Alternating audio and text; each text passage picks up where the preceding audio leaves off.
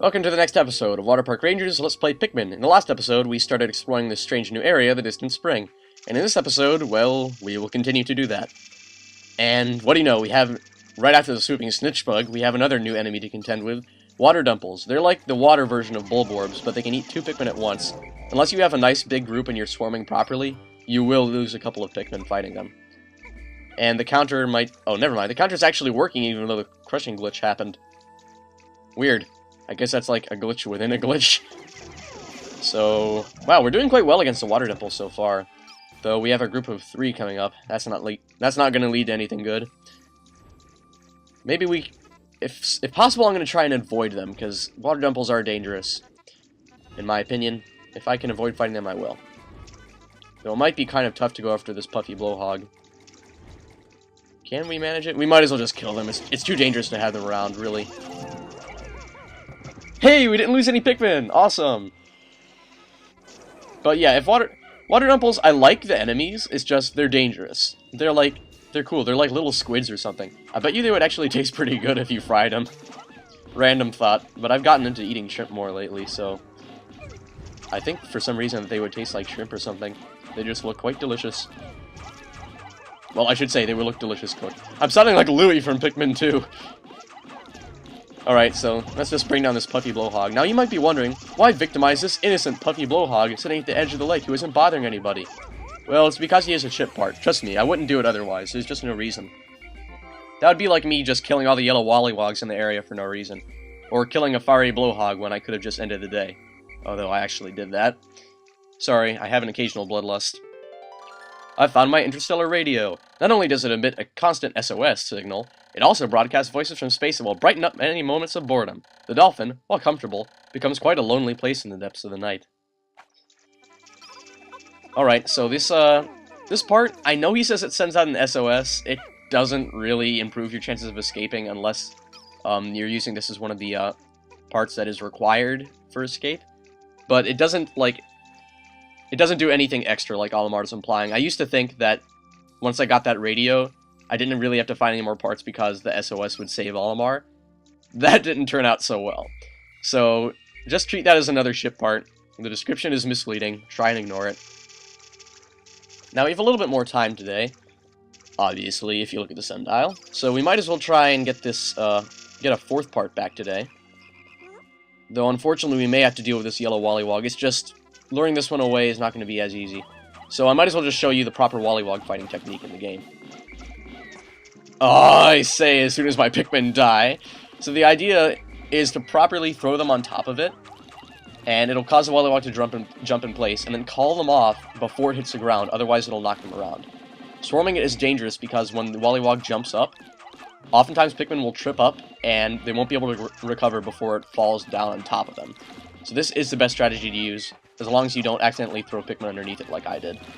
Or miss calling them off at the proper time. In this way, fighting them is a lot like fighting Pearly Clamps.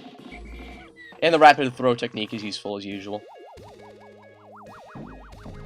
And our, oh, it flies up next to the guard satellite. That's really cool. Interstellar radio. This part will send out a daily SOS signal. I have so little time remaining, though, that I have no option but to continue my search rather than waiting for a rescue party. Having to collect every part is a bit overwhelming, but I get the impression not all parts are needed to fly the ship. Once again, he's hinting at that. Alright, just 7 more. The useful thing about the counter at this point, now that we've cleared the other areas, is that the number he's referring to is now just all the parts left in the distant spring. So it's easier to keep track of them now. Now, while they're working on that, we might as well go back and get the rest of our Pikmin here. I guess... oh yeah, they carried the radio here. That's how they're all here. And I think there are a few seeds, too, though I forget exactly what we carried back. A pellet or a water Dumple or something. But we better pull them anyway. I think there are a couple more, I just don't know where they are, but the radar will help us locate them. And they're planted for some reason over there. I don't know why. Of course, a swooping snitch bug. That's the other one that we didn't take care of yesterday. Wait, yesterday? No, sorry, last episode. Alright, come on. Damn, for such a small enemy, it has so much HP. There we go.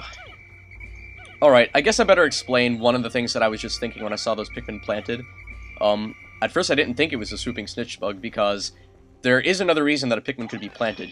On one of the days, where we finished one of the days, one of Olimar's journal entries described that one of the traits that flower Pikmin have is that they leave behind seeds when they're defeated. Sometimes, that's very rare. It doesn't happen very often, and it's probably not going to happen on this playthrough, because I think you need a lot of flower Pikmin to die in order for it to happen. And when that happens, sometimes they'll just leave like a couple seeds, one or two, wherever the Pikmin were eaten or stepped on or whatever. Okay, there's the next ship part, and we have a few more of those flying termites, shearwigs, to deal with. So the strategy is to try and hit them with a single KO, and you can do that easily if you damage them and then get them to fly into the air. Alright, so now we just have to get the Pikmin to work on this bridge. This is a pretty interesting instance, because you know how we built the bridge from the other side? Well, I kind of like this. You have to build the bridge from this side, and it connects up with it, and it forms a sort of mega bridge. Once again, just be careful of the bridge glitch that some people mention. I don't really recall it ever happening to me, but why should it happen to you? So just err on the side of caution, and you might as well have all your Pikmin working on the bridge anyway. Things get done faster that way. I found the gluon drive. Using the quark-binding metaphysical properties of gluons, this device, well, it's very scientific, and I don't fully understand it myself. But it was very expensive. So that's pretty much Olimar's description of the gluon drive, once again showcasing his incredible knowledge of how his ship works. Now, I wonder about the double bridge, whether it was actually necessary for them to program it in as a double bridge, because, honestly, I don't think there's a limit to how big a bridge should be able to be made. Because in Pikmin 2, actually, you build a bridge in this same location, and there's only one that gets the job done. So it's just an interesting decision to use two for no reason. I guess I figured it would be more fun, and I guess they were right in a way. The problem is it takes a little bit long to build. Wow, we closed that gap pretty quickly. And just in time, too. I think we're really running low on time. We better grab the gluon drive while we can. It's also the heaviest ship part. It takes 50 Pikmin to lift. And I think the maximum to carry is 70, so we'll just see how far we can get them to go. Better be careful and make sure that, yeah, those Pikmin are kind of getting out of our league. No, out of our way. Let's call them before they can get away. Takes care of those two, and the other one's carrying that. Brilliant. Now we better call them off the ship part, because there's just so little time left. Drop it. Thank you. That was way too close. Wait, there's one more?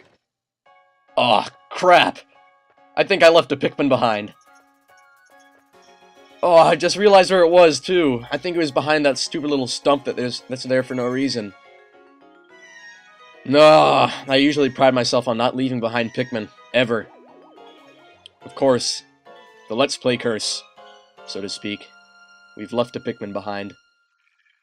That's the only Pikmin we've ever left behind. I'm pretty sure it is. No! Jump over the circle! Come on, I know you can do it! Damn it. 8 days since impact. The Pikmin that I did not bring back to the Onion all vanished overnight. Yeah, all one of them. It may well be that they've fallen prey to the planet's nocturnal creatures. An ugly thought. Perhaps that is why they follow me into the atmosphere. I'm starting to grasp the cycles of life on this planet. Alright, so yeah, that's the only one we ever left behind, and we just lost a couple more this day. One of them was due to that glitch. Okay, so that was our first day in the Distant Spring. Not bad, not bad. So we will continue with the Distant Spring next episode, going after a few more parts then.